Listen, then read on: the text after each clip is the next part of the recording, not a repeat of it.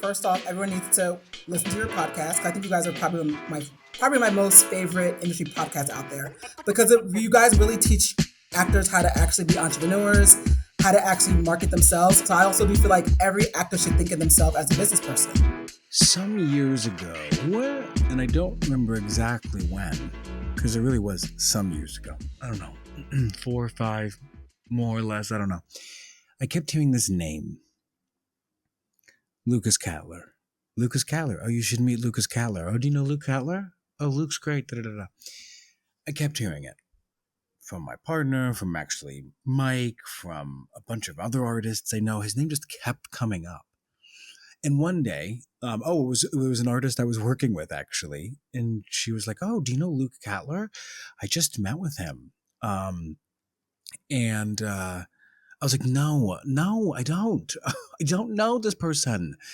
And then I was at a coffee with a mutual friend of ours, a mutual friend of Luke Katler's and mine now, Max Samuels. And we were talking about Luke Katler. And I said, okay, can you please connect me with this person? Please? Because a lot of people thought that we would hit it off. And I see why. And I'm thrilled that he's our guest today. I really, really loved talking with him about the future of commercial off-Broadway theater and his role in it. And he's doing some really exciting things. And I think is on the cutting edge artistically and certainly producerially. A little bit about him. Luke Katler develops innovative projects across theater and film. Broadway credits include Merrily We Roll Along and Slave Play, as well as POTUS and David Byrne and Fatboy Slim's groundbreaking Here Lies Love. And Safety Not Guaranteed at BAM, written by Nick Blameyer, who's also a guest on the podcast and an amazing artist whom we love. And Guster's Ryan Miller, and directed by Lee Sunday Evans. Luke has worked for theater agent Susan Weaving at WME, as associate producer to the Tony Award-winning producer Barbara Whitman, and across all departments for Scott Rudin. Luke has completed the Commercial Theater Institute's 14-week producing intensive and is a proud alumnus of Dartmouth College. And even though I do think we get into it a bit in the episode, just to say, he is currently in the throes of building a 299-seat theater in Brooklyn called the Empyrean Club, set to open in 2026.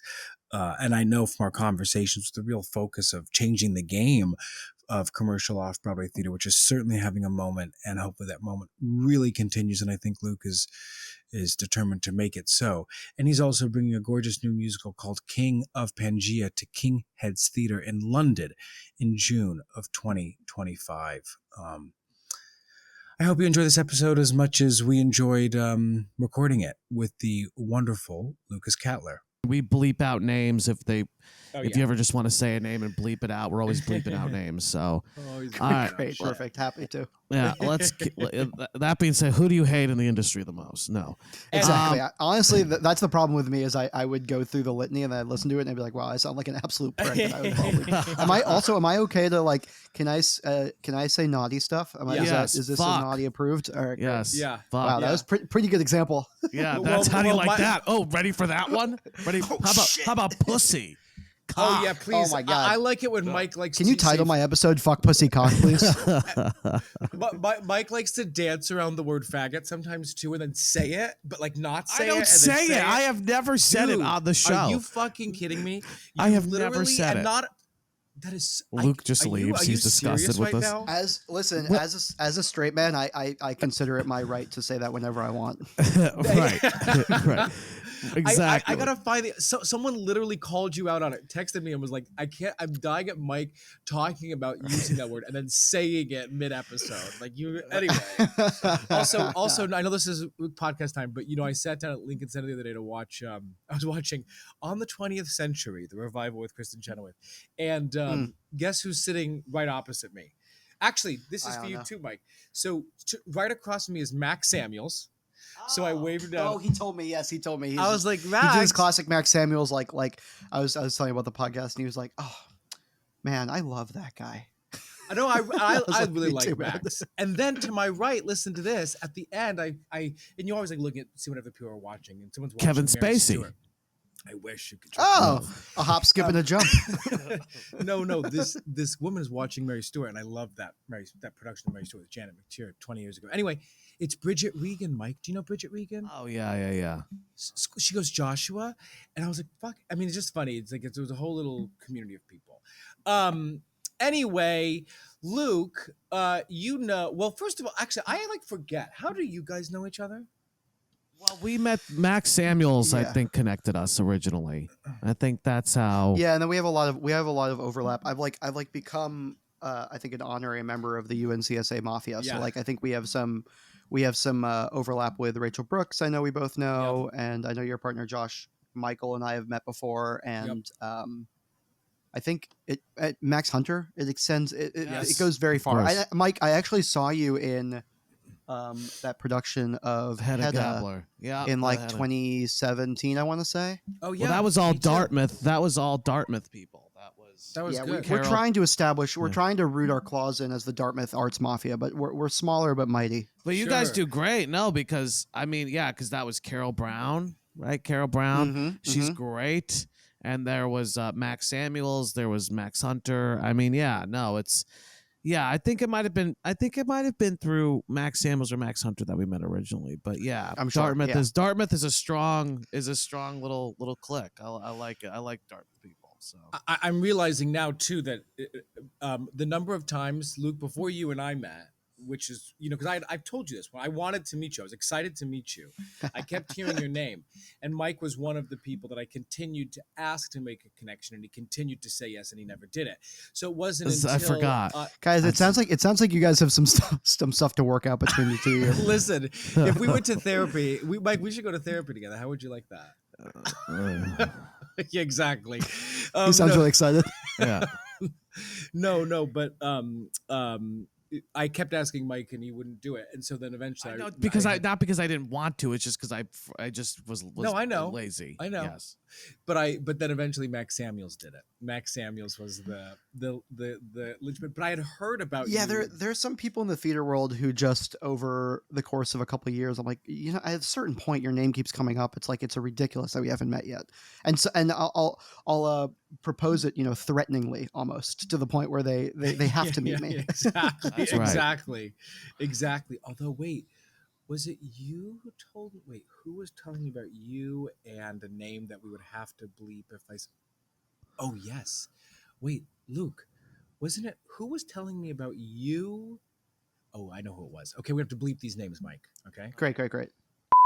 was telling me that you went up to and he was a dick. That is so not what happened. Okay. But it was more no. To be clear, I'm happy to beat that drum. I was sitting on the train next to who I'd never met, and I knew him as and friend, and I was just watching him scroll through photos of himself, and I thought it was really funny. And I told this guy who I thought was super talented, admittedly, I was like, is this guy kind of a prick? Because he seems like he's just That kind of tracks. obsessively scrolling through That photos of tracks, himself. Luke. Well, listen. So we're here today in large part because we believe that you are on the cusp of some really exciting stuff. I think you believe that too. And Desperately. And so we want to talk specifically about the future and power of commercial off-Broadway theater, both in its previous, current, and future state. What were we going to say? And it might be worthwhile to say, like, this has been like the year of like commercial off Broadway. Like everybody's there was that big New York Times article, Oh Mary and Job, transferring from off Broadway, and I feel like I saw like 3 different off Broadway shows about like AI this year. Like there was like my friend Liz was in one. That was like at whatchamacallit. Oh my god, I forgot the name of the theater. Anyway, but like no, it wasn't Rattlestick. It was a commercial. It was like a commercial production. I forgot. But then there was like another one at like the Barrow Street about Mm-hmm. feel like, but there's just so much of it. It feels like there's more happening now than I've experienced before. Of course, you have New World Stages, Still Pop and Drag the musical just came out, and that's like, so Yeah, and it seems to be, just as an aside, it seems to be going through a cultural shift in which I think back in the 90s, commercial off Broadway had more of a, maybe even early 2000s, had more of a, I think, stink on it in terms of its artistic credibility. And like, I don't have an opinion on that. I think that was just kind of industry speak writ large. And even Mike, what you're describing more pointedly is that it's the liveness and hipness and accessibility of commercial off Broadway theater, I think, provides an avenue for more contemporary, we shall say, ideas to be discussed in the public square. And I think that's Right. something that, like, that, to your point of 3 AI shows being hot, and like, Job couples last season being about content moderation, like these are things that I think are on the tip of people's tongues and the top of their minds, and are being really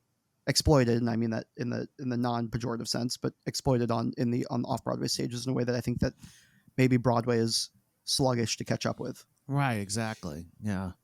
So and briefly before we get into that as a core topic, just a little bit about like what brought you to this moment. Just briefly about like what got you into the arts, specifically the theater, and in terms of commercial off-Broadway theater, if there have been any specific moments for you along that way that sort of have shaped your vision for what's the potential of off-Broadway theater.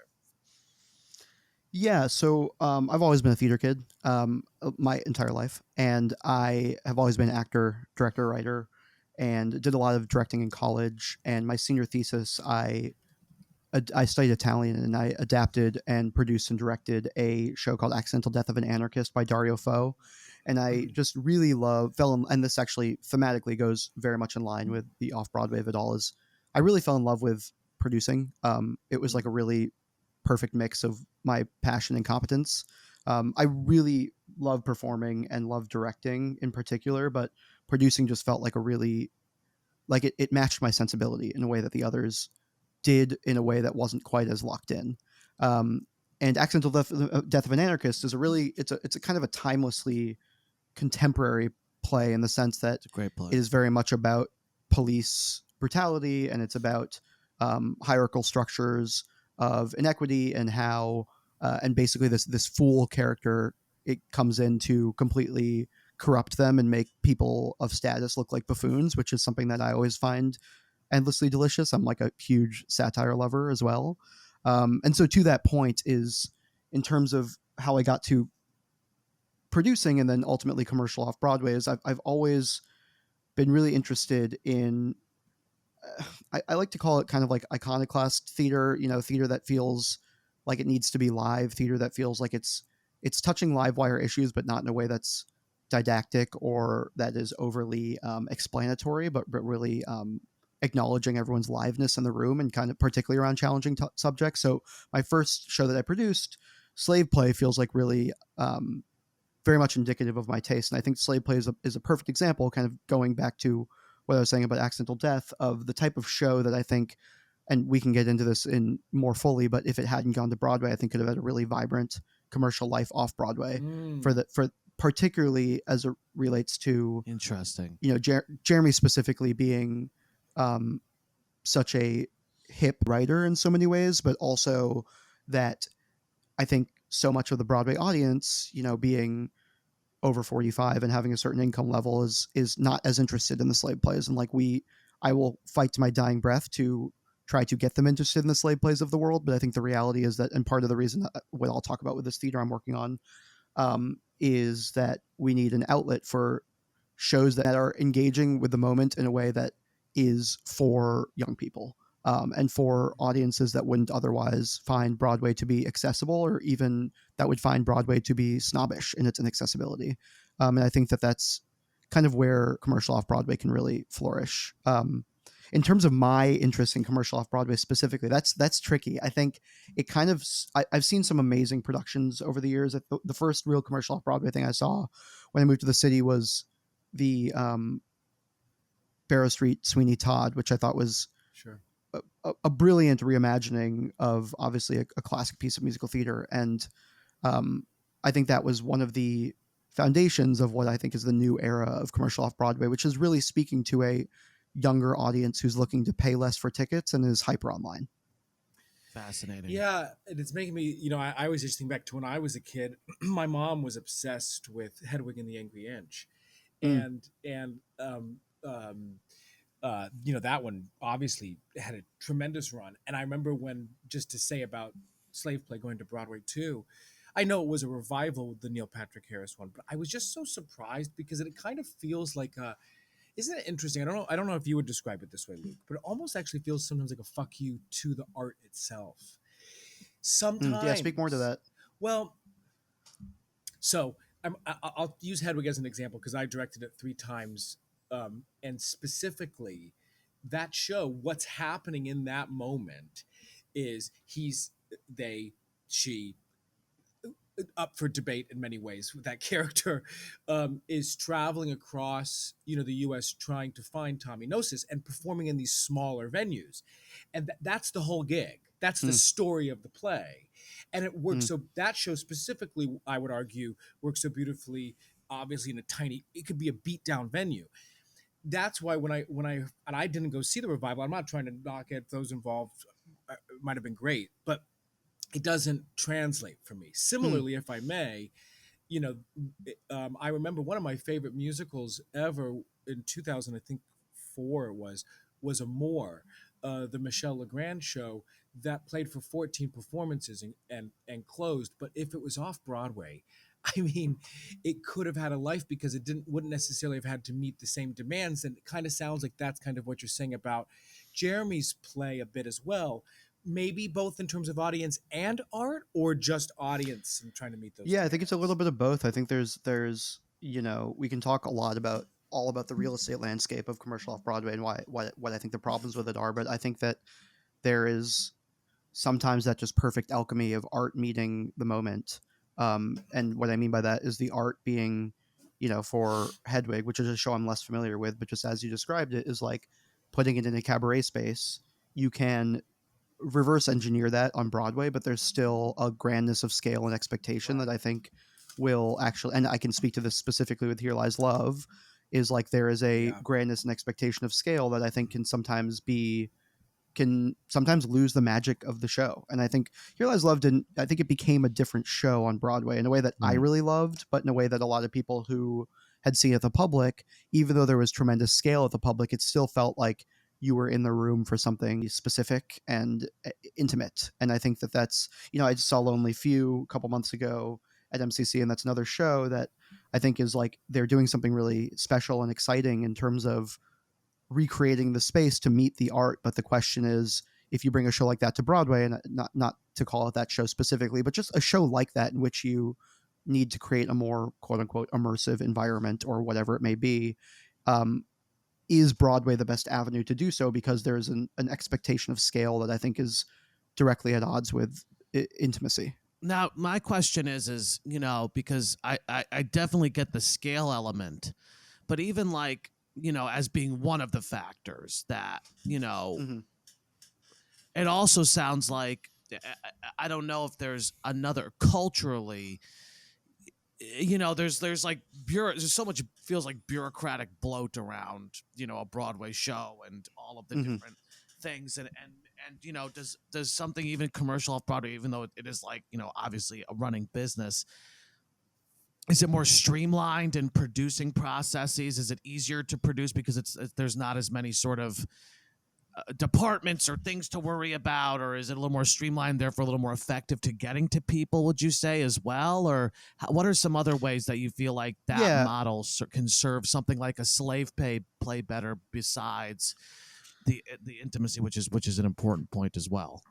Yeah, it's a really good question. I think that there's the intimacy to the art, and then there's also obviously the intimacy to the house. I think that part of eventizing a show like Slave Play or a show like Job or a show like O'Mary, these shows Job and O'Mary starting off Broadway obviously is the limited capacity period. And I think that once you have to sell 850 to 1,000 tickets on Broadway, there's a tremendous amount of, and we can call it bloat, we can call it different industry players and historic industry players who are built up because they need to be around the show, marketing firms, PR firms, etc., that are speaking specifically to a Broadway audience and trying to get butts in seats in a way that I think is an uphill battle versus something like commercial off Broadway. Obviously, you're not going to have as big of a star. Maybe you're not going to have IP that people know, but it's still going to be in something really hitting and being buzzy. I think that the limited capacity is what really makes it actually even more so an event. You just summed it up, because very few Broadway shows feel like events. Like feel truly like events. Like, I guess, Even like Sunset Cabaret. Boulevard, Cabaret may, but like in terms of like people like buzz in terms of like we got it for some reason, going to a little house, and even if you get especially if you can get names in something, like, oh, you get to be that close to whoever, Adam Driver or whatever at the Lucille Lortel, or it does feel like you're getting something that's a little more exclusive in some ways. That's a little, it's interesting. Yeah, think of, and it's impossible to manufacture that. And I think that something like, let's use Cabaret as an example, is if you're willing to pay a certain ticket price, you can buy your way into it as an event. Whereas for something like commercial off Broadway, O'Mary it's like, I am clambering to get tickets because there are such limited tickets available, and therefore I tell my friends, oh, this is a really tight ticket, and that immediately, I produced Merrily last year, which I think was one of the more eventized shows of the season. Tony Award winner Luke Katler. It was wholly because Merrily was so. It was an event that I think extended far beyond what our marketing or PR teams could do. Obviously, like, they did tremendous jobs in creating that hype, but I think so much of it was organic excitement about the show that felt intimate, because you have these stars in a way that's like such vulnerable performances as well. And I think that even the intimacy of the New York Theater Workshop production, I think, very much extended to the sensibility around the Broadway production. I think that Maria and the team really did a tremendous job of, I would even call it, manufacturing intimacy in a Broadway space. Fascinating. Yeah. I was going to ask, that was going to be a question, was like, what? Because I would argue that was an event. That whole production felt like an event in a lot of ways. Mm-hmm. And I think, per Mike's point, I do think that's a bit rare, to do that. And I would argue O'Mary is another one that same event sense has carried over into the run that's now selling at 100% every week. So we're sort of talking about this, but I want to try to name it more specifically. In your perspective, what role then does commercial off-Broadway theater play in the broader theater ecosystem? Not necessarily just related to Broadway, but just in the overall system of whether it's creating new work or supporting new artists, making money, whatever it might be. What role does it play? Tricky. I think we're still figuring that out in real time. I think that we're finding on Broadway that, post-pandemic audiences are depressed about 17%, and supply costs are up so much higher that the margins just become ever slimmer. And my principal interest in money in that respect is that it just creates an environment in which, and I'm not telling you or anyone listening what you don't know, but in which risk comes at much higher of a cost. We can see the same thing in the film world, in which, like, tentpole franchises are going to be greenlit much more than a $5 million indie that may or may not sell to a streamer. And so in terms of commercial off Broadway, it provides a real avenue for something that has, let's call it, lower overhead to then be able to make higher margins. And I think that's such an annoying producery answer, but the reality is, in order to create a sustainable ecosystem of, like, real vital, let's call it, eventized art, I think that those margins are really the thing that I'm particularly interested in, only as a reflection of, can we make this sustainable for the long term, rather than can we meet our operating costs every week and therefore run a show maybe even at a loss, but it's on Broadway, so the brand is important enough. Right. So what you're saying basically is that the purpose it serves is it's a place where ideally you're going to be able to produce something for cheaper, right? For lower overhead, just to be explicit, and with the ideal of, if it is eventized, if it's a buzzy ticket, it can run for a long time, for an extended period of time, and continue to earn a lot of money. Is that accurate? I think that's exactly right. Not only capitalization, but the operating costs are just precipitously lower off Broadway. Right. I think that's why something like, I think it's a stroke of genius to bring Little Shop to that theater and have it just run for a long time, because I don't think people are clamoring for a Broadway revival of Little Shop, but people have enough familiarity with it that they'll sell out every show, and they'll probably to be doing, not even probably, I imagine and almost guarantee they're doing better business than they would be if it was on Broadway for that exact reason. Let me take a stab in the dark here, based on something you were saying earlier about the AI stuff, and sort of, my stab in the dark is that, like, institutional off-Broadway, nonprofit off-Broadway, I hope people don't mind me saying, is not the riskiest work you're going to see. A lot of it's, for people who are their subscribers who are going to go see that kind of stuff, right? A lot of the same themes, a lot of the same forms. It's I'm not going to sit here and say that's every single one, but as someone who works consistently off Broadway, it is, it's definitely feels like it can be for the echo chamber. What's fascinating about something like a slave play or a Job, or even all these like AI, is that they actually feel a little bit more like for the people in some way. Like Job was like finance bros were going to go see Job. Like that had a broader appeal than just sort of the elite technocratic New York theater community. Brooklyn comedy nerds like me were going to go see O'Mary as well.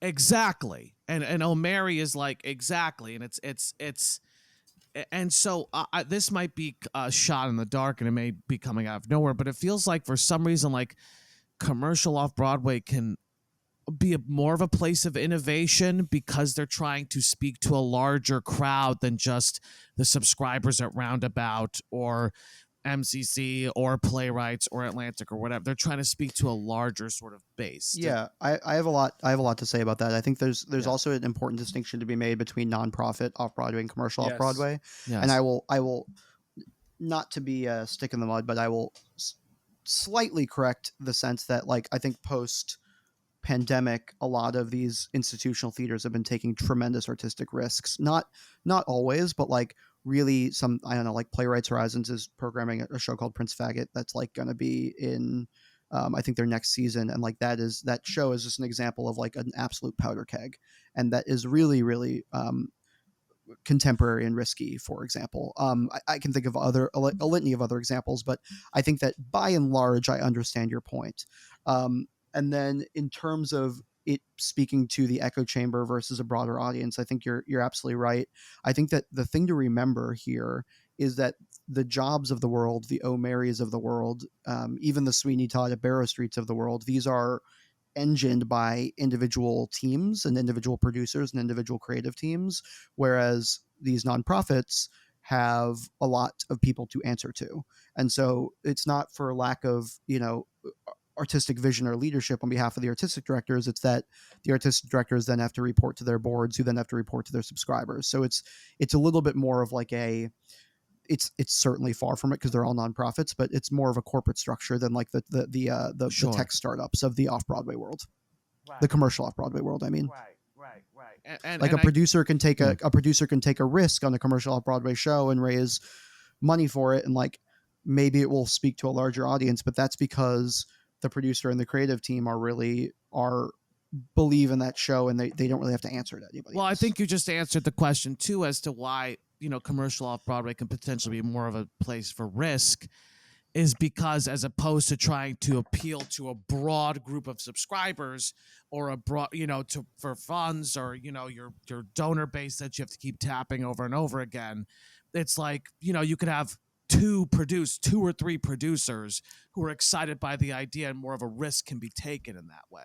Yeah, it's funny you use the term broad. I'm smirking at the term broad subscribers because so many historically the subscriber base of so many nonprofits is like old white people. Right. And so like Right. it is not, it is the irony of all this is that in taking more creative risks and doing work that's a little bit more contemporary, you're actually creating a more of a populist groundswell around a show. And I say populist as a reflection of like a broader, thinking in political terms, considering the week, a broader coalition of interested parties going to see Exactly. a show versus catering just to a subscriber base that is by and large actually pretty monolithic. Well, and think about like an Elon Musk, like this is like about politics, like how I'm viewing it. It's like Elon Musk being like the producer of Donald Trump. I know he has much more broad, like Yeah. No, I see what you're saying. But though. it's like if I'm doing a show about, you know, X topic, you know, content moderation at blah blah blah. It's like where's my like two patrons or my two Elon Musks who are like going to be like, yeah, like invest in that, as opposed to, you're right, appealing to sort of a larger bureaucratic machine that needs to kind of sign off on everything. And part of the huge point that you're both talking to, that Mike and I are actually going to do a whole episode on soon, is specifically the necessary, we think, considerations and implications to take away from the election results, to not be so myopic as specifically artists and arts creators in terms of audience in particular. And part of what we're talking about with this idea of commercial off-Broadway theater too is, you know, how do we break out of the hamster wheel, the loop sometimes that we find ourselves in, that also sometimes finds probably that's what dictates the kind of art that we're seeing, as opposed to like, no, let's make art that, you know, Prince faggot, for example, you know, like you said, it's a powder keg. Like, well, what does that mean exactly? And how are we using that to not only create new and exciting art, to bring in new audiences, to keep the theater fucking alive in a lot of ways, so that we're not just talking into the same feedback loop, if that makes sense. Yeah, I actually want to make a quick point here, is that like another, I think, problem with nonprofit theaters that, and this is through no fault of their own, and this is kind of the reality of the situation, is so many of them need to plan their seasons well ahead of time, multiple years ahead of time, multiple seasons ahead of time. And so if you're going to have a show like the one we're talking about, Prince Faggot, that like is be a powder keg, is it that show? And I feel like I'm a simp for this show, but it is like very much it is timelessly challenging versus something like Job that feels really of the moment challenging. Sure. And I think that with creating with an intrepid producer, creative team coming in and saying, oh, you know, we can rent this theater in 3 months and just put up a show, that is inevitably going to create more contemporary and timely work than a nonprofit that has to schedule 2 seasons in advance. Sometimes you get lucky, and these are shows that either meet the moment by accident or that are just, you know, I think of like Downstate, Bruce Norris's play from last season, that like was timelessly challenging, right? Like the content of the show is not for the faint of heart, but it's also there weren't news stories about pedophiles that happened to be happening at the moment. Exactly. It's still challenging, and the work is still fabulous, but it's not quite as contemporary. That's a phenomenal point. That's so that's exactly right. Like it's because the more adaptability and the sort of lateral thinking that can go into it, because it's so like because you can just get it up faster.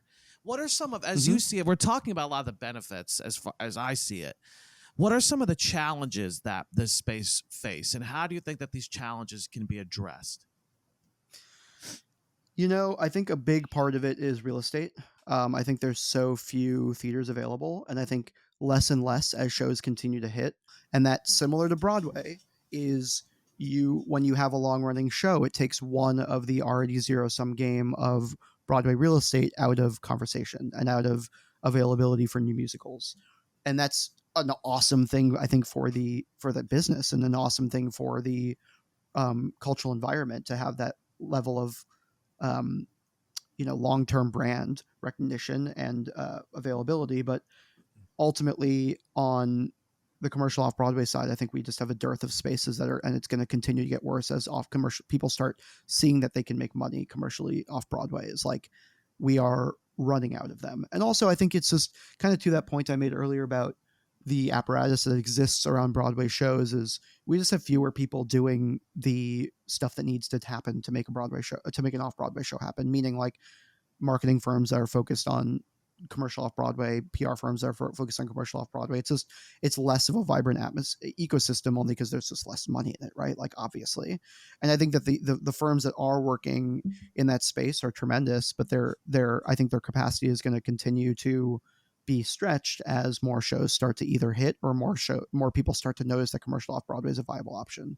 And then I think the third one is just training audiences. I think that a lot of that comes in doing exceptional work commercially off Broadway. A lot of that comes with stars legitimizing commercial off Broadway. But beyond that, audiences, my aunt and uncle will come in from Boston and be like, we want to see a Broadway show, right? Like that isn't, as I'm sure you have experienced before as well. And I think that's because New York City and Broadway writ large has done a tremendous job of building up the Broadway brand. But beyond that, I think you get into the scoffing at theater as an art form exercise of people being like, I don't want to see like real stuff. I just want to like see something splashy. And like, or if it's not something Broadway, splashy makes the world run around. Right, exactly. And if it's not Broadway, it must not be. Like I saw Big Gay Jamboree the other day, and like the amount of, I mean, I don't need to tell you two actors, but like the amount of talent on that stage is just like it's undeniable. I mean, I've never been to a show. I can say this with confidence that I have like I've gone to millions of shows at this point in New York, and so few times have I been underwhelmed by the quality of talent on stage. There's other things that underwhelm me, of course, but like the New York pool is full of some of the most talented performers in the world. And so like, I know I don't need to convince you, but that's the reality of like, the more we continue to produce commercially off Broadway, the more people see that like, it's the same actors doing it at a different scale. Well, I agree, but I do just have to say, I won't say the shows, but there have been two shows in particular recently, where two off-Broadway shows actually, one commercial, one not-for-profit, where there were two actors, and I was like, "Are you kidding me?" And I'm not even trying to be mean to these actors. We live in a moment where you could get some of the best actors in the world for super cheap, and I was getting offended when I'm like, "How did that happen?"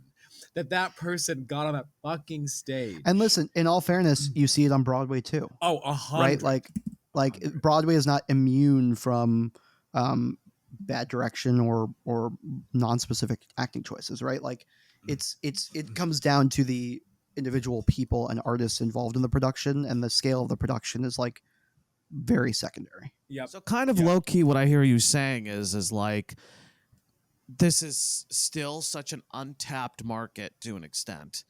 And as people are going to start to realize that this is a viable option, a very viable option, like basically resources are going to not be as readily available. Theaters, sort of the support systems or the infrastructure needed, whether it's marketing or production management or whoever, like, these people are not going to be as readily available. We're going to sort of reach a cap very quickly, is sort of what I hear you saying, potentially, is one of the biggest risks, in addition to this sort of lack of broader awareness from especially like the tourists and stuff like that.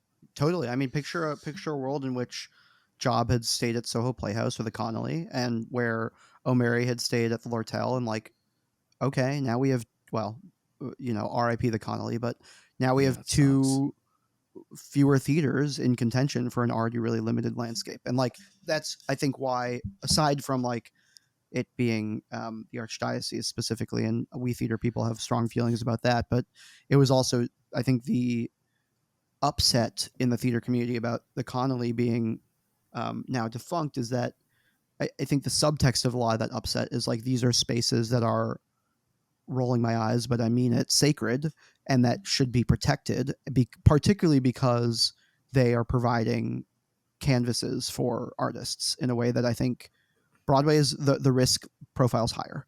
And so like you can put this is just going to continue to be a growing problem as more shows have longer lives and as commercially off Broadway, as well as I guess as the Archdiocese continues to shut down theaters. Are there any particular trends that you are seeing that are shaping off Broadway? Meaning, for example, Sleep No More, or even something like Oh Mary, like whether it's political or comedy or something immersive, and even potentially, and Luke, you speak to it if you feel like it, things that you're working on in terms of use of space, anything that you're seeing that's sort of shaping what's to come. Yes. I think so. We've been talking a lot about eventized theater, right? And I think that the O Mary is ultimately a proscenium show, right? Job is ultimately a proscenium show. Yeah. These are shows that were eventized because of the quality of the work and the excitement of the audience. I think that there is another version of eventized that also exists that I think people mistake for being immersive, which I don't think. I think that those things are actually really pointedly different. I think that people are leaving their houses because they are promised a completely unique experience. So Job and O Mary, I'll just continue to use those as examples of, yes, they are completely unique experiences as per the content. But another reason people are leaving their houses, and we'll talk about Sleep No More or Life and Trust, like these are also completely unique experiences.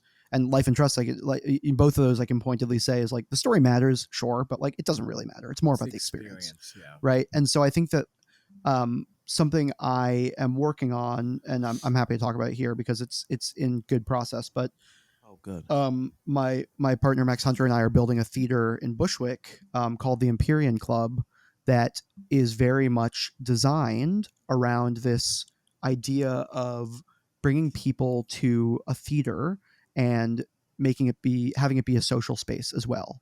Theater in London, I think part of the reason that theater in London is so much more widely baked into the culture there is because so many of these theaters double as social spaces. You and I might go to a show at the Old Vic and get a drink beforehand and then maybe not even see the show, right? Like they have really high-end bars that happen to be connected to a beautiful theater. A sensibility that we want to bring that is very much akin to the London model, but also akin to what I'm talking about as more as a reason to leave the house, is a theater space that doesn't treat you like cattle like it is on Broadway. And so a theater space that really in which the work can acknowledge the environmental surroundings. The environmental surroundings can then inform the work. And that includes, we want it to be a rental space. So if a producer comes in and wants to completely redesign aspects of the space to meet the moment of their show, or to meet the aesthetic of their show rather, then they can do so, right? We'll still be selling drinks and we'll still be having our own programming to supplement it, but ultimately it will be a canvas by which people can really put up some of the highest caliber of off-Broadway shows that wouldn't otherwise exist, in the sense that we have off-Broadway, we have Broadway, and then the commercial off-Broadway landscape is going to continue to get tightened because of the lack of real estate. And so we want to be able to create a space that's more of that middle ground, that can really service art that can live in a space that also is built around an event, built around people coming out of their houses for a reason and acknowledging the liveness of the form in a way that is speaking to a new generation of people who would otherwise be drooling and paralyzed by TikTok on their couch. So it sounds like partially what I really like, what I've always liked about this idea, and you guys have been, plugging away. I'm so good to hear that it's making good progress and it's wonderful to hear, is that sort of the future is not just like, yes, there's absolutely these proscenium shows and that may be innovative in their content, but the spaces themselves need to be, exciting. The spaces themselves need to be interesting more than just like, I wait in the lobby, I go in. Like, how do we create Undoubtedly. experience have fun. Going to the theater fucking sucks for so many people, right? Like the seats are tight. There's no, you're in a crowd. You have to jump up from your seat to go to the bathroom during intermission. Like, it is not a patron focused, enjoyable, luxurious experience, and people are paying top prices to be treated like cattle It's on Broadway. wild. So sorry to cut you off, but I'm doing this. Yeah. I'm in Naples, Florida, doing this. They just opened a $72 million theater, right? So it's Gulf Shore Playhouse, it's called. And so it's this, this is like a very rich town. And we're doing Anything Goes. This is the inaugural production in this brand new $72 million theater. And people are getting there an hour and 20 minutes before the show starts because they have spaces. They have like 3 bars. They have like they have little corners where people can sit and socialize. They have specialty cocktails and specialty like food. It feels like a space, and Kristen was very clear. Who's the artistic director? Was very clear. Like I wanted this to be a what? No, you just don't move your mic from your mouth too much. Oh, sorry. Kristen was very clear about like when she made this space to be like, I want this to be a destination. I don't. That's good for the her. Place itself, and it sounds like what I hear you saying is, especially as this real estate is drying up, these are the kinds of spaces that we need to be building, or. Yeah, no city. question. I mean, look at. I don't know if you have been to Life and Trust, but like, they're doing so much right in terms of curating experiences. Like, you are treated like absolute royalty from the second you step into the space. And I'm not saying that I think there's a middle ground to be struck, but people, why leave my couch if I can watch an amazing version of Waitress no longer running, but Hamilton on streaming, right? Like, what are we doing to consider patrons' experience beyond just making great art? And I think we are losing people to the alternative. So part of what that makes me a question that brings up for me then is, are there emerging or potential emerging business models or funding sources that might open new doors for commercial off-Broadway? For example, you're talking about the space you're building out.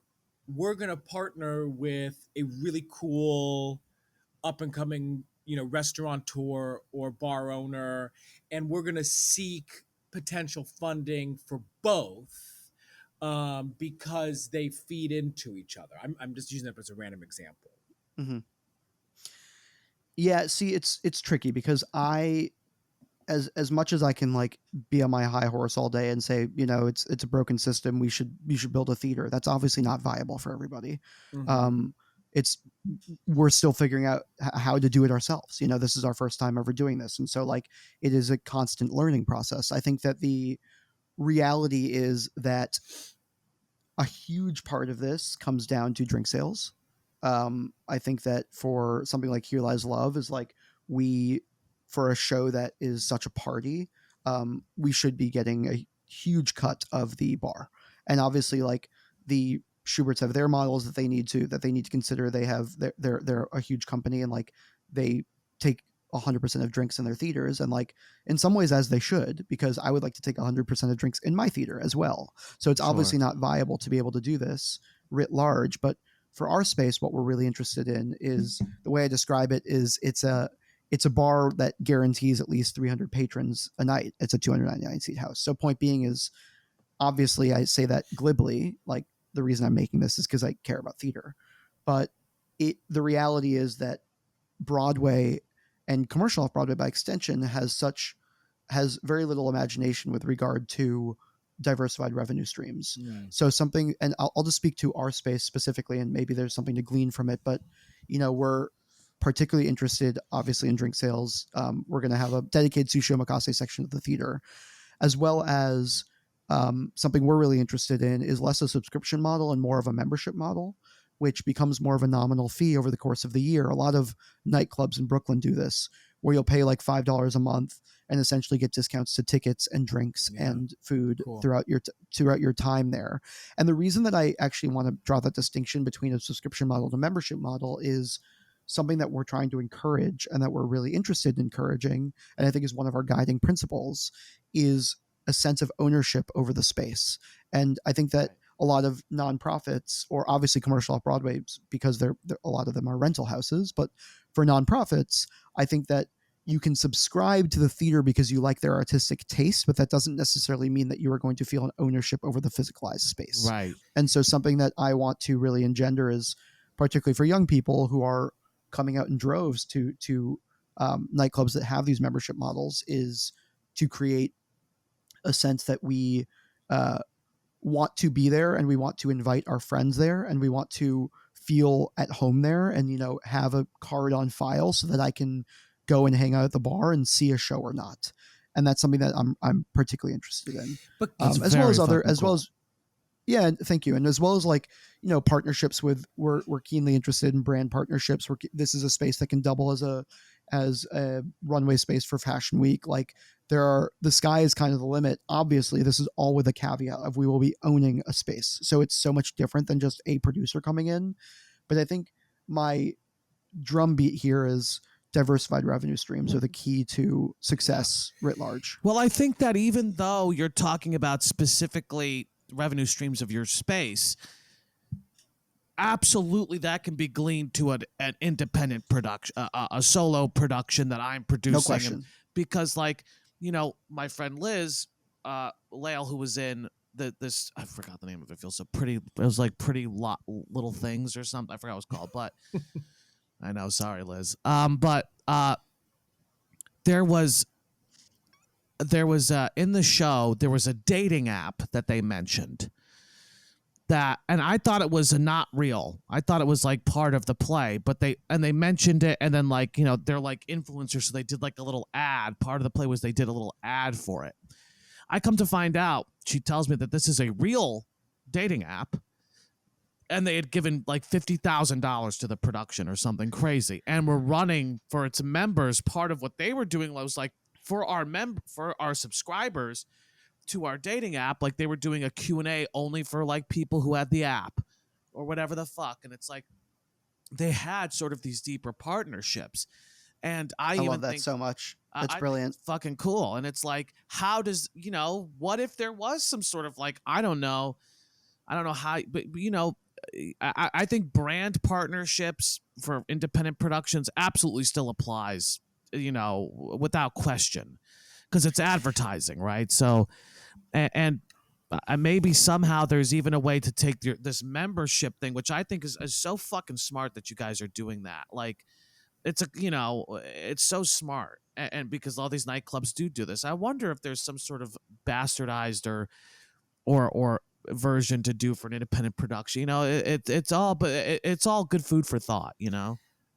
I do want to say one thing about the art, though, and Mike, I want to bleep this out too. This name I'm about to say, because I think you and I've talked about this, Luke, but you know, which is this venue that and these guys are really nice guys who are really trying. But part of the problem, and I think you and I might have even had this conversation at one point, Luke, the art sucks. LOL.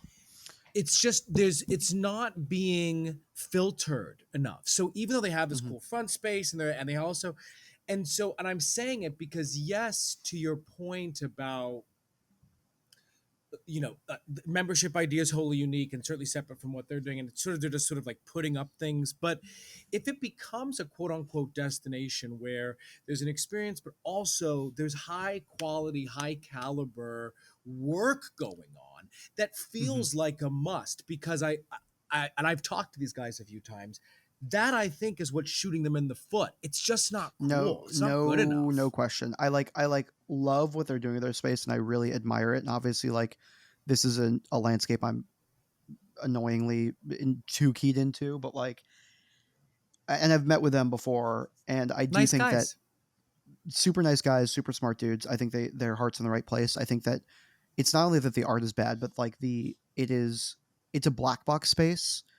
in the and the difference is like, yes, they are championing new work and trying to develop work and stuff, but there is nothing about new work and developing work that really is driving people to the theater. Yeah. And I think that like something that we want to do with our space is create something very much that it's tricky, because I don't really want to be an artistic director in terms of gatekeeping of what can go in our space, but obviously we're going to have a line, and the line is going to be a minimum expectation of quality. And whatever that may mean, obviously we're going to figure out our criteria over time, because we already have a show that we're producing as our flagship show. But I think that it will be, ultimately, they need to, the only reason people are going to come to your theater space is to see your fucking show.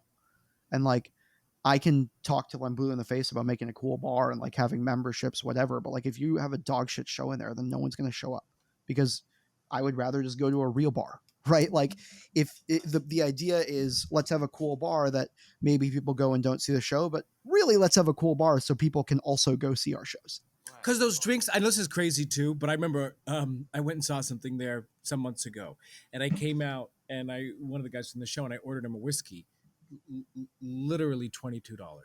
Now, if I'm going to be paying crazy money for these drinks, then there needs to be something needs to be happening here. I need to love it. You know what I mean? It's something that we're really sensitive to price. And this sounds like I'm pitching my theater, but I think this is, to your point, is like, we're really sensitive to price points in terms of, if we are going to be charging the type of prices that they charge on Broadway for like a double whiskey and a fucking sippy cup, then we are going to be offering really high end drinks, right? Uh-huh. Like, we are not just going to have some guy mixing whiskey sours behind the bar. It's going to be either a bar partnership that is already really has a lot of brand recognition, and therefore they have exceptional taste in crafting cocktails, or it will be a bar manager from one of those places who is meeting the expectation of a luxurious night out, and a real full night out, by offering real drinks. Are you guys talking to people for that right now? Yeah, we've been talking to a bunch of different people. Yeah, about that. because Stampa Brown. If you have any ideas, Max have Stampa Brown. Do you know Bandits in the West Village? Rocco's Sports Bar. He's part of the Garrett Group. Yeah, you should definitely talk to Max. What's his name? Max Stampa Brown. I'd be happy to do Great it. name. Yeah, but look at Bandits in the West, and that's what they do. Look at Rocco's Sports Bar online and Bandits. Yeah. Anyway, we've been in some really exciting conversations, but it hasn't been. We're still, a lot of our progress has been stymied by not having a lease yet, which is what we're trying to remedy in the short term. Yeah.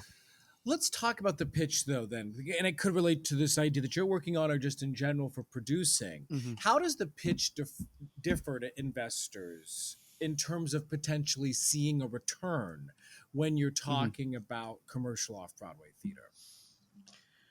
Yeah, I think that's actually a great question. I can speak to that specifically. Actually, I just produced Safety Not Guaranteed at BAM, which I'm a lead producer on, and something that I was saying to a lot of my investors about, with regard to that show in particular, was we are not going to bring this show to Broadway if we don't see a reason to do so. And what I mean by that, the reason to do so is, yes, Broadway like automatically gives you your brand a tremendous amount of credibility. It makes it easier to license the show, sure. But when we were raising money to enhance it at BAM, we're ultimately saddling the show with so much less debt, because it is going to be, rather than putting it on Broadway for $12 million, we're only going to be responsible for the enhancement number that we brought to BAM, which is sub $1 million. And so like, it will ultimately be, if the show continues to have a really vibrant life, great, which is very much our goal. But even if we were to sell the show and we don't intend to do this, but even if we were to sell the show right to a licensing house, and then it was licensed all over the country, we would be able to make our money back writ large. So point being is, in capitalizing shows for much less money, like take Big Gay Jamboree, which was capitalized for I won't say, but like a small portion of what it would have been on Broadway. It's just saddling the mother company of the show with so much less debt that then needs to be recouped. And so ultimately the goal is to keep capitalizations low so that you aren't saddling the company with as much debt. And inevitably commercial off Broadway is just going to be so much astronomically less expensive to the tune of 20 to 30% of what a Broadway capitalization will look like. And so you're saddling the show with much less debt. And that's also to say that something like Little Shop, their margins are just much more attractive than they would be on Broadway. Because if that Little Shop costs, $800,000 to run on Broadway and they're bringing in $900,000 a week, great. But what I would rather do is have a Little Shop that's running at, I don't know their numbers, but running at $300,000 and bringing in $500,000, because then you're making twice as much on the off-Broadway model as you would on the Broadway model. So then my really, please go ahead, Mike. No, I was just saying. So really, it's the same shit in the sense of it's the same. The pitch is the same as it would be for a Broadway show. It's just that in the sense of how it's going to earn revenue, either through licensing or through running a long time, obviously earning a profit over operating costs. But the what's enticing is that capitalization and therefore risk is far less, basically, and that and it's going to be easier potentially to earn that. That if Big Gay Jamboree does run for a long ass time. I mean, look, there are shows like wasn't there like a Little Shop didn't premiere on Broadway for like decades after it, premiered off Broadway. It's like there are shows that have just been off Broadway that never been on Broadway that get licensed and done all over the country, get done, so it's the same concept, I guess. It's just that the risk is far less, is what I hear you saying. Yeah, and look at shows like The Fantastics or like Office, musical parody. Like these are shows that have run for many, many years, and have, I don't know their numbers, but I'm assuming made so much more money than they would have had they run off Broadway. But then here's or on Broadway, excuse me. So then here's a question: is the goal to get to Broadway? Because obviously Cole, Escola. Oh Mary, yes, did what it needed to do. And I would argue, though, Job, while sold great off Broadway, I look at the reports every week, as I'm sure you do too, Luke, and wasn't selling like it did. So then the point is like, well, what is it? Now I'll say, before you answer that, let me just say, when we were talking about Little Girl Blue, one of the reasons we were talking about Broadway was just for marketing purposes, so that it could then have a larger life, either potentially in licensing or some form of a tour. So is the goal, in your opinion, of commercial off-Broadway then to still try to make it to Broadway, or is it something else?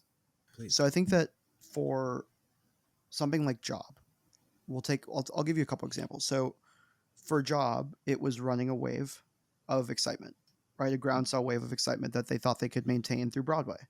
And like, I don't blame them. Broadway is where writers can make serious money, which is another important thing, is that for Broadway writers, because of the brand, Broadway writers get paid a tremendous advance, and they get a relatively large chunk of box office royalties. But if your box office royalties are 6% on $1 million, that's much sexier than 6% on $200,000. Right.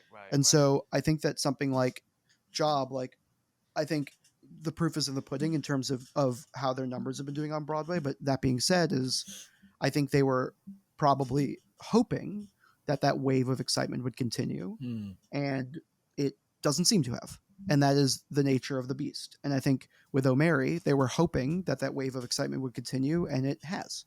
And so that is kind of that ineffable what actually hits. And I would love, if you can figure that out, please let me know. I think that does speak, though, to the downside of eventizing theater. And so what I mean by that is Hamilton was an event, right, for the Obama era. I think that probably in our completely new era of politics, Hamilton is a good example of maybe it has completely transcended this, but it is no longer an event. it is now kind of a classic of the American theater. So people are just, tourists will come see it no matter what. People from around the country will come see it no matter what. But there are certain shows that are really successful in their time and then drop off. And so that's kind of one of the downsides of that tighter market, is that then over time, once it becomes out of the zeitgeist, people will stop buying tickets. And so in terms of needing to go to Broadway, like, as long as you can maintain the momentum of it as an event, no. And I think Little Shop is a brilliant example of that, because they continue to recast the leads. And I think that's Right. exactly what they should be doing, because I think that Little Shop was a really exciting event when it first opened. And I would argue it's still a really exciting event. It happens to be a really fabulous production of Little Shop, but also they are constantly generating buzz by cycling in the leads. It's not rocket science in that respect, but I think that, like, the short answer is no, that show does not need to go to Broadway. Another show that does need to go to Broadway, or would do more successfully on Broadway, is a show that has a lot of spectacle, right? Like, I don't think that Great Gatsby on Broadway right now would run as well off Broadway, because tourists don't give a shit about off Broadway. And like, when tourists come to the States, and Great Gatsby is also a fabulous production. There's a lot of New Yorkers and Bridge and Tunnel crowd coming to Great Gatsby, but I'll just use it as an example of, like, it's big Broadway for sure. And a lot of tourists, their principal association with the Americana is Great Gatsby. And so, like, that's an easy yes when I'm looking to buy a ticket. These are people who don't necessarily care about musical theater like the three of us insane people have chosen to. And so they just want to go to see a bunch of money on stage. Now, I think the problem is that we, as an industry, have, I think in some ways, with the rise of projections, principally, have been subverting that. Like, as costs continue to grow, it becomes less and less viable to build out big set pieces. And the irony of that is that with projections on Broadway specifically, that cutting costs, I think actually the tourists who are coming to see a show for spectacle, it's ironically actually driving them. They're not getting what they paid for. Right, exactly. Interesting. And I don't think that's true at large. There's a million counterexamples to this, like Outsiders or that Lion Sunday in the King. Park with George sort of did it first. I mean, I'm talking about, you remember when that revival many years and ago. exactly. And sometimes they're used to great effect, and oftentimes they're really beautiful. But I think that people come to Broadway specifically for that level of seeing where my $150 ticket went. Right. And people might not articulate it like that, but I think exactly. Well, you want to see it in the set. You want to see it in the costumes. You don't want to see it like on a screen. It's like exactly. You know, So I think that at home. So totally. And something like Safety Not Guaranteed is like, I don't think it's unless we're really buzzy out of town and we come back and like we see a path for it on Broadway. I don't necessarily think it's a Broadway show, and I kind of think of that as a compliment. It is like, it is a minimalist character study, and like that, I've seen minimalist character studies on Broadway that are gorgeous and that are really successful. Granted, they usually have famous people in them, but like, that is, you are going for the spectacle of seeing a famous person as well. Let's stick with technology for a second, because you're sort of talking about it, but what role do you think technology will play in the future of commercial off-Broadway, whether that's production or marketing or whatever it might be? It's tricky. I think I feel like I start every answer with it's tricky because the entire business is very tricky. But I think that I'll use Big Gay Jamboree as an example of, like, they really put serious dollars into that show in a way that shows. And I think it's really cool. Like, the projections are gorgeous. It is a really polished production in a way that I think 5 years ago, no producer would touch it because it's too expensive to put a show like that off Broadway. So I think that we are seeing kind of the fruits of that, of commercial off Broadway's continuing re-legitimization. And I think that that's why our biz is confident to put that amount of money on stage, particularly at a scale that isn't big Broadway. I think that another big part of it is, and this should come as no surprise, but I think marketing is like, I don't think that audiences of our generation give a shit about mailers. I think that, like, digital marketing is obviously the future, in terms of eventization as well. Obviously, getting influencers in, like there are companies right now that even specialize in matching influencers with different events. The irony is that for a chronically online generation, we need to reach them chronically online to convince them to come offline. And I think that that's like a big part of it is meeting the consumer where they're at while also offering them something really different. Well, with the first off with the technology thing, it's interesting to hear you say like people are less afraid to put, because I remember one of the plays now, Scarlet Dreams is what Scarlet Dreamer, I think it was called. It had Andrew Keenan Bolger in it, and it was Asher's at play. Barrow. Yes, and it was at Barrow Street, and this was like, I think Rashad did something with that. I don't think he did, but it was, maybe he did. But yeah, he was. Oh, one of he the produced producers. really. He was the general manager. Sorry, he was the general manager. Oh wow. Anyway, but it was like the amount of technology on stage was insane. I was like, how much is this? And I was like, how are they earning their money back? With the amount of technology that I'm seeing on stage, like, with whatever the size of this house. But I guess that it makes, obviously they crunch the numbers and it must make sense if they sell at capacity or if they sell, whatever. But and the other thing that's interesting about the digital stuff is it's the same thing with film. I read this whole fucking thing in Filmmaker magazine like a couple months ago that's like, this is what, partnering with influencers, getting people to post about it with the audiences, getting people to see it. Like, this is how you get people out now. And it's like, it's fascinating to think that you're so right. Like, they need to be engaged online to actually get off of, their phones and to go and out. this could, and to turn that into a specific question too, because but maybe it's just you're also saying it, Mike, too, then Luke, you might just agree with it, but I think this is the core question about how specifically Off-Broadway can attract new audiences, specifically younger audiences. And obviously online would be a major tool, but would you agree that it's primarily digital and social driven? Influencer driven. Yeah, I definitely do. I definitely do. I think that it's, I think look at how well Romeo and Juliet's been doing. I think they put stars in there that people who are younger audiences really like, and that are really excited by. I think, Good Night, Good Luck is going to have George Clooney in it, which like, I don't think anyone younger than us necessarily gives a shit about, but real ticket buying audiences are going to be really excited to go see that. Yeah. So I think it's not just copy and pasting what's great about Broadway onto an off-Broadway marketplace. I think it is, and it also depends on what the show being offered is. If it's a show that feels a little bit more dangerous, then that is, I think, the perfect thing for an influencer campaign. Like I think Invasive Species, if you all saw that, Right. Vineyard they did brilliant work with their social media in terms of creating this groundswell of excitement around a show that nobody knew anything about, and like they branded it really effectively to that end, and people came out, and I think that's a great example of like attracting young audiences. Building a brand is at least giving the appearance of something more organic rather than being marketed to, which I think is actually really important. Our principal commodity is people in the marketing world is attention. Right. And then the ticket selling business is attention. And so like, how can we,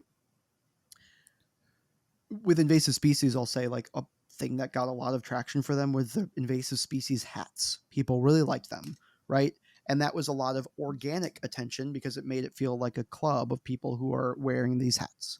And that is something that the producers, I think, ingeniously manufactured, but also it gives the impression that people are just into these hats generally. And it creates a sensation of a more organic marketing strategy versus, selling the show to you directly. I mean, not to take it back to the election, but I mean, that's very similar to, what people are saying happened this time around with alternative media, in the sense of like, this appearance of more authenticity and Mhm. people being more candid, and it feeling less like sort of legacy institutions and legacy, support and institutional support. I didn't know about this hat thing. I never heard about that, but that is fucking genius. It's like, yes, how do you market your show without marketing your show or making it seem just super organic and authentic? It makes sense. Just you've been so good with time. I just like last questions here really are. I can do this for as long as you guys want. Oh, that's nice of you. That's nice. You're a good man. Good person. Well, You're a good mensch. So what advice would you give Yeah. to up and coming producers interested in commercial off-Broadway? And I just want to say, I'll say producers, but I also think Marlon Mandela is a good example of, someone who took Titanic and now Big Gay Jamboree as a creator and has built vehicles for herself to that are now, I mean, Titanic, of course, is becoming a pretty big global hit. So what advice do you have for upcoming producers and creators interested in commercial off-Broadway?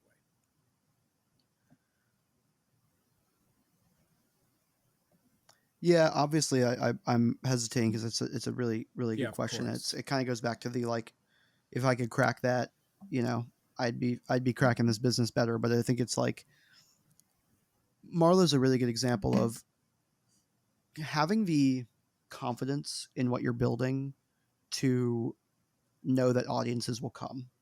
And what I mean by that is Titanic started in the basement of Gristedes in Chelsea at Asylum NYC Yeah. when it was Asylum NYC and is now a parking lot. Thanks, Archdiocese. Not actually, they weren't responsible for that. But it is that it was such an organic groundswell of excitement around that show that it started in like a 175 seat black box S theater where they do UCB shows, or used to, and then grew to something that couldn't be contained by that house. And I think that having the confidence in your work to put it up at a small enough scale, and knowing that if you partner with the right people and if you have the smart people around you, it will find its audience if it's good enough, and then trusting the process beyond that. I mean, use Job is another perfect example, right? Job started at Soho Playhouse, graduated to the Connolly, graduated to Broadway. I have a show that I'm bringing to London in June that's starting at a theater called King's Head Theater, which is about 200 seats ish, give or take, depending how we design it. And that it's going to be a big production for a small house, but we don't want to bring it right to a bigger house in London. Also, producing in London is much cheaper, but we're like, bring it to an off West End theater. In success, Operation Mincemeat will graduate to a larger theater. In success, will graduate to a larger theater. And in success, we will then make that distinction of, can we afford a Broadway run, or can this exist in the groundswell of excitement around a commercial off-Broadway production? And those two questions, I think, are the fulcrum of what makes and breaks a show. And I think the answer should more and more be, let's graduate to a bigger commercial off-Broadway space, assuming that they are still open and available. That's really good advice, in the sense of like starting with scale on a smaller scale, but also in terms of like doing it. All right. So if you're doing a 100-seat house somewhere, or if you're doing Soho Playhouse, like, you better market. I mean, I remember when Job was initially up, they marketed the living shit out of that. And it's like, have the people around you to do the good work. And if the show is good and if your team is good, people will come to you about a bit. The need for a bigger space will present itself. But you have to make sure that on that smaller scale that you are operating at your highest capacity in terms of how good the show is, how good the producing is, the marketing, the messaging around it, and be perfect at that, or as perfect as you can be.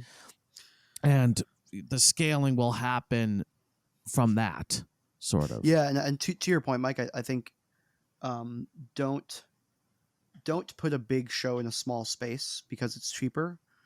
Meet the demands of the space. So for the show that I'm bringing to London, King of Pangea, that is very much it's an intimate show, but it can have scale.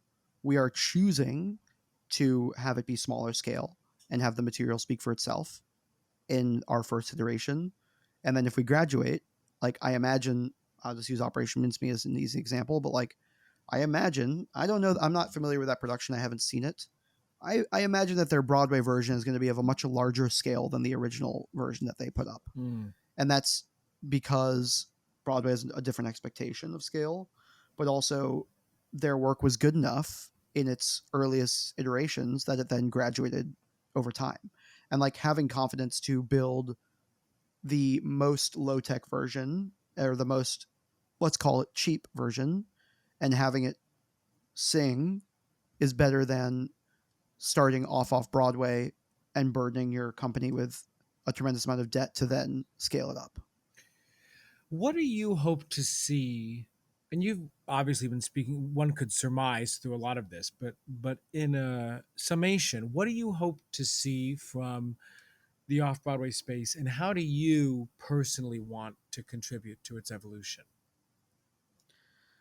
So yeah, I definitely think I've talked a lot to that. I think that I want to see more theaters being built. I want to see more producers less interested in Broadway. And I want to see, I mean, this is also coming from most of my credits are on Broadway. So like this is a transition that I'm making myself. And I will still probably go back to Broadway if I like the show enough. Or if those finances make sense or whatever.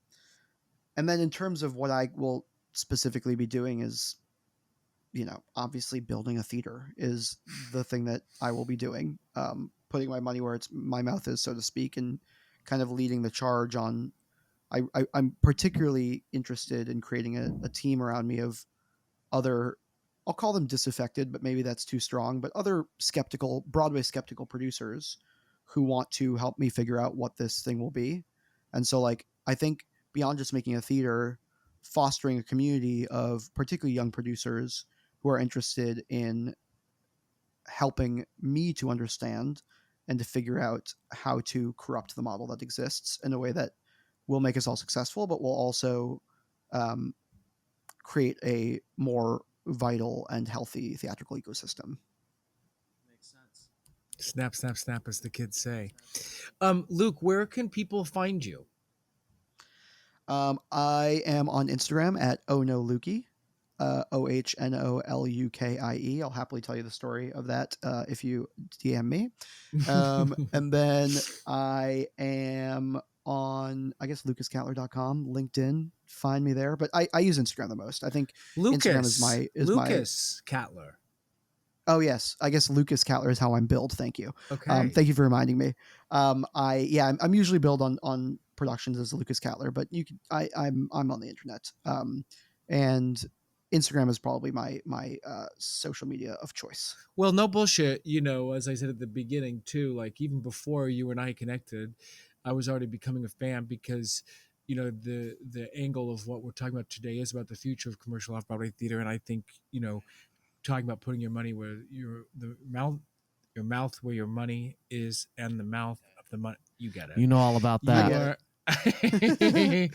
You're really doing it, and so thank you for this. Now, we end every episode, Luke, with comfort food performances, which, as I talk here, I'm giving time for Mike to also think about his. Trust me. Shit. So this is so comfort food performances is a favorite performance, something you might come back to, or the way that I like my perspective for our listeners to, just something that I like, and I'll kick things off, as I'm wont to do. I finally, and I was actually thinking, I was like, maybe I should try to think of a commercial off-Broadway one, but I'm not going to force it. I'm just going to do the one. Does it have to be theater? Can it be film as well? No, I'm going to do a film. Yes. Because I last night actually, I finally watched Anatomy of a Fall, and so good. Sandra Hüller, oh my gosh. I mean, what a performance. I thought she was so great in Zone of Interest, and I think, Mike, she might have been my comfort food performance when I saw Zone of Interest, but I didn't. She was. I thought she was so wonderful, and the movie was surprising, for like a crime film, a sort of a theme that we come back to time and time again. I thought it was such a great movie. Obviously, it did really well, and she was spectacular in it. See, I Oh, didn't no, like that Lukey? movie. I didn't like it. Oh, you didn't like I was disappointed. Yeah, I was Interesting. What disappointed. at your core, what did you not like? I'm just curious. I thought it was boring. Oh, I thought it was fascinating. boring. Yeah, but We I'm get basic. Jean-Claude Van I'm- Damme in there, and I'm a Neanderthal. I don't have. Yeah. I try to like European movies, but every time I watch one, I'm like, this is so fuck. I'm like, this is why you owe us so much money. Fest. Yeah, I'm like, this is why you owe us so much money. You can't get your shit together because you're boring people. Anyway, no, but my comfort food performance this week, I would have to say, in light of, oh boy, I can't. Every time. It's so bad. Literally every time. Okay, I'll say it. I'll say. Okay, From Here to Eternity.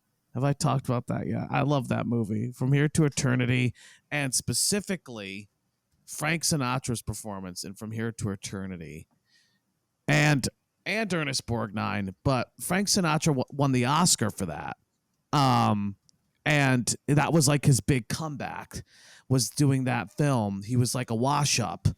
And he desperately wanted the part. And do you know in The Godfather, Joshua, where like remember his nephew, his godson is like, I really want this role, and they won't give it. And they put the horse's head.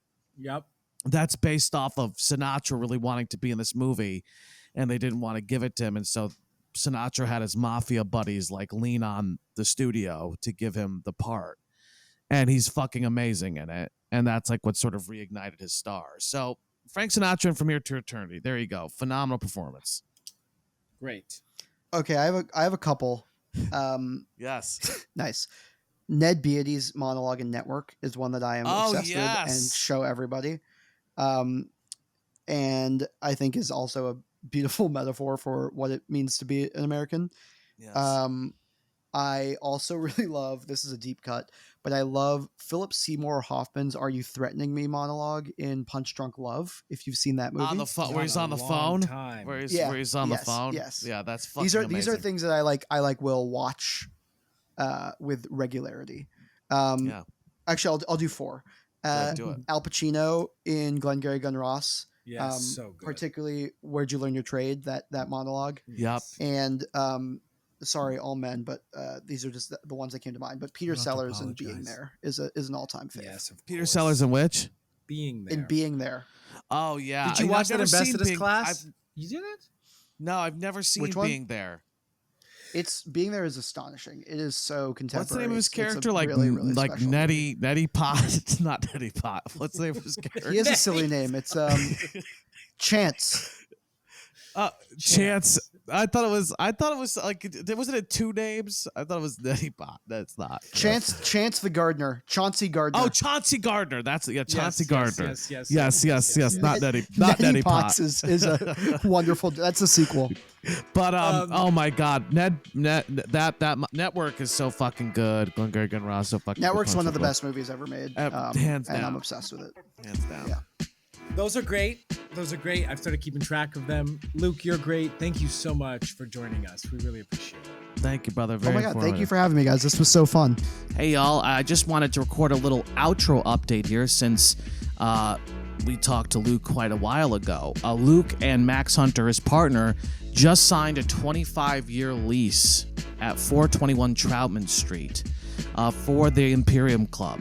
So check that out. You can do that by following Luke for updates and look at the episode description for info. I mean, this is incredibly exciting stuff, and I truly think this is going to be one of the major players here in NYC in the years to come.